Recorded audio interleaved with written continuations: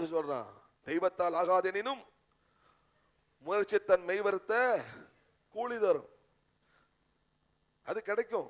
ஆனா அந்த இயேசு உங்களுக்கு தந்திருக்கிற நம்பிக்கை இதற்காக அல்ல. அல்ல, இந்த நம்பிக்கை விலையேற பெற்றது. ஆமேன் சொல்லுங்க, ஆமேன் சொல்லுங்க, ஆமேன்.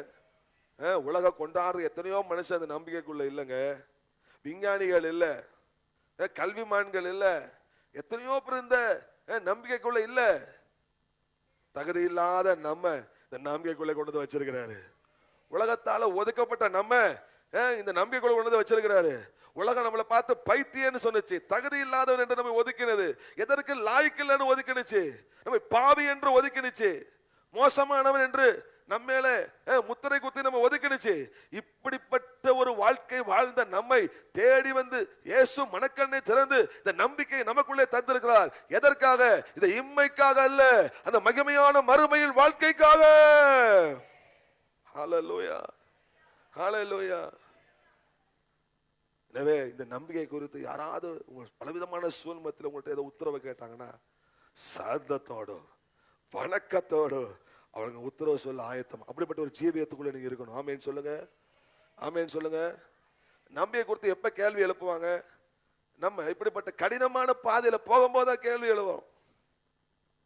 எல்லாம் நல்லா போயிட்டு இருக்கு, கேள்வி எழுப்புவாங்களா? நம்மோடு சேர்ந்து அவங்கள தேவனை மையப்படுத்துவாங்க.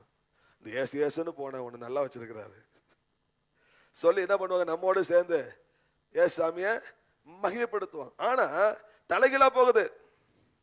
விரும்பின வாழ்க்கை இல்ல,